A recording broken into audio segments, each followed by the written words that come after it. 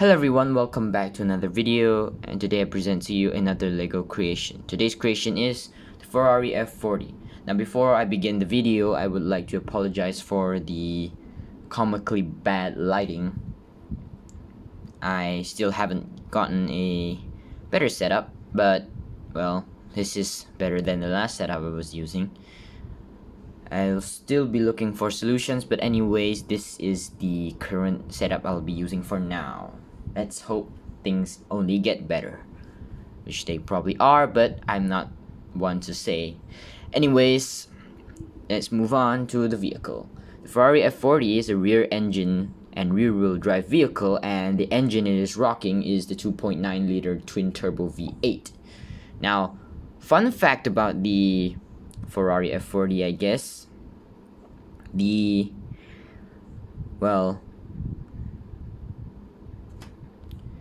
aerodynamics of this vehicle, well, let's just say they're not that good as the other cars of that generation.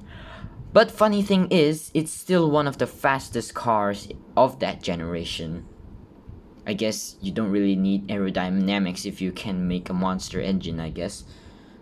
Anyways, let's move on to the build itself. The first thing you can probably notice is the fascinating way this set of tiles are sloping down.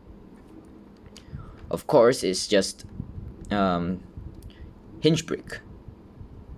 It's just a hinge brick chilling in here, if you can see. It's right here. And of course, mounting this assembly, which is the hood of the car, allows it to achieve that iconic wedge shape that those cars have in the past. Most of the supercars back in the retro era, I could say most of these cars, like the Ferrari F40, are called retro supercars, and you can see why they have that very retro look. So yeah, actually it's one of my favorite supercars, I guess. I dig the retro look a lot more than the modern the modern and very curvy looking modern cars, because did I really just repeat modern 2 times? Wow, I'm really getting redundant. Anyways, let's just say I like the retro cars more because they are more boxy. They look more sturdier than the modern curvy cars. Anyways, oh yeah, we're still gonna talk about the front. I got a bit sidetracked. Let's just remove the hood for ease of seeing. So you can probably see some weird building techniques. I have used a lot of upside down techniques on this car, so I guess I'll just show you. Move the car aside. Now this is the front of the car. So I had to do this so I would be able to put the wedge plates on the side to cover up this hole here. Otherwise, just having the hood down like this and nothing to cover up the sides would have looked very, very weird. Anyways, this is the assembly. I used this modified brick and just put plates all over it. Oops, let me just fix that. Alright, and we have brackets here. They're in black to simulate the grille, and the slopes here are the headlights. Of course, the Ferrari F40, and like most other cars from that generation, has pop-up headlights, but of course that isn't really achievable in this scale, and it's already quite crowded in here, so I couldn't really achieve that.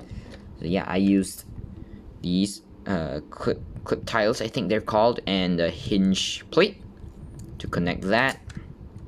That's that. One thing you guys might notice is that the headlights might seem a bit too low, but I couldn't have them any higher, or else it would, well, mess with the angle of the hood, and that's one important thing to the silhouette of the car. So I guess some sacrifices had to be made. Sometimes building models of this size, some sacrifices have to be made. Of course, I would keep the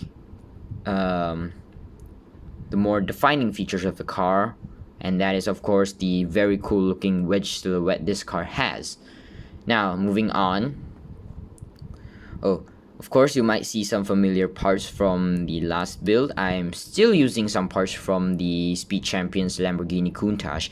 A bit ironic, isn't it? I used Lamborghini parts to build a Ferrari. If you guys know the rivalry between Enzo Ferrari and Horatio Lamborghini, if I remember correctly. I'm not sure if that's his name.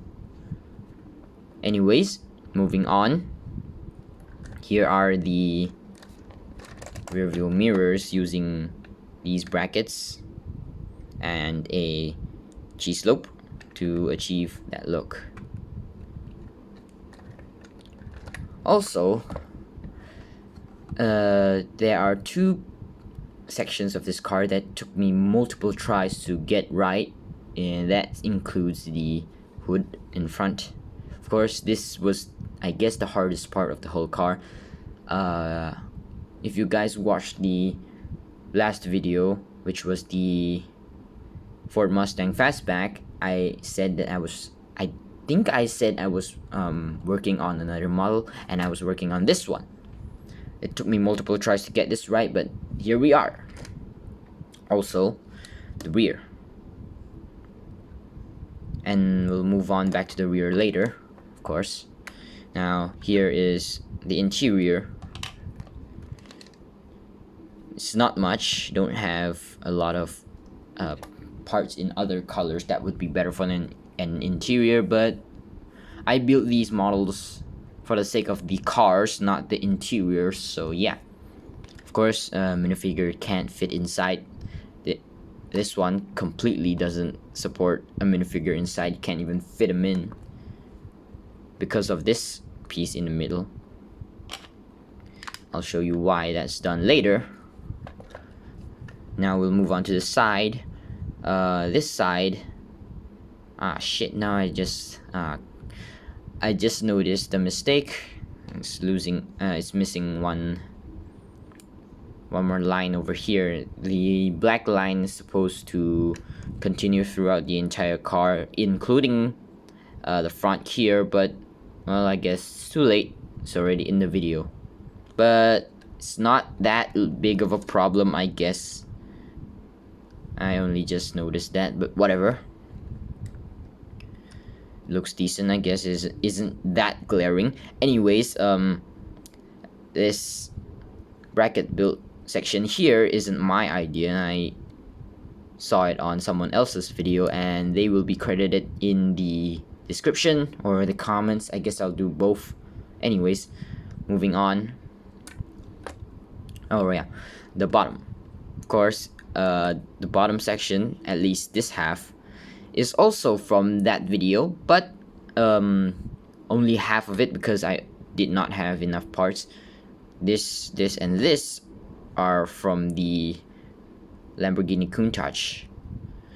Yeah, I stripped a lot of pieces off of it. Might as well show you guys how butchered it looks right now.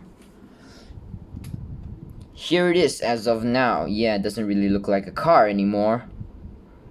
But of course, once I'm done with this video, I'll be, well, destroying this one and putting the parts back. Anyways, moving on. Yes, the reason why the interior doesn't support a minifigure inside is because of this right here. I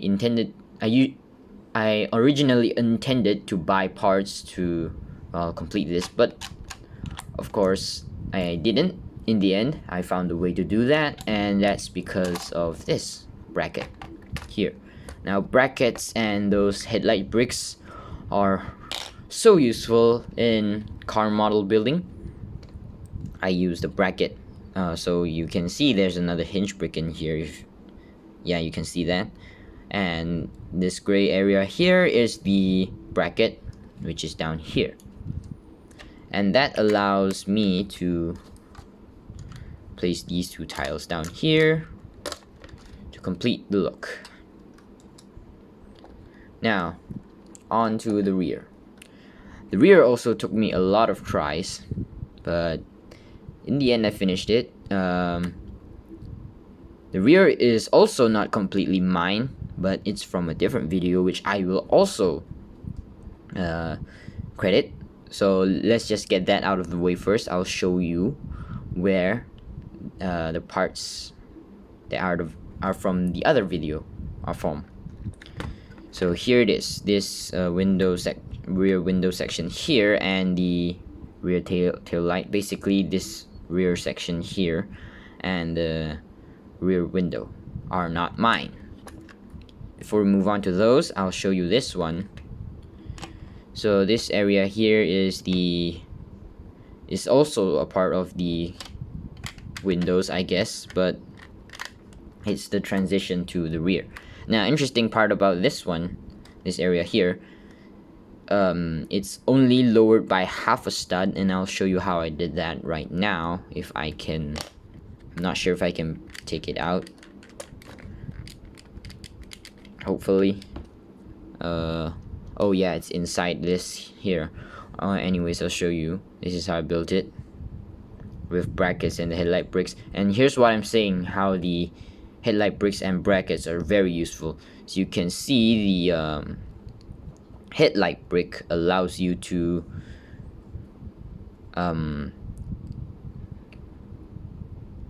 do stuff like this. You can basically achieve a 1x2 connection with a bracket and a headlight brick by essentially just adding one more brick onto the headlight brick.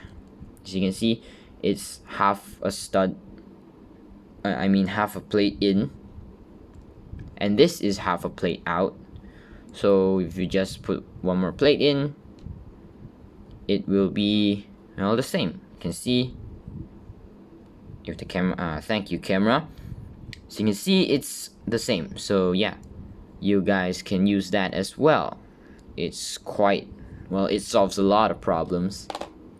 Brackets in general solve a lot of problems. I'll show you. This is how I achieved the half a stud height difference, which I basically just use this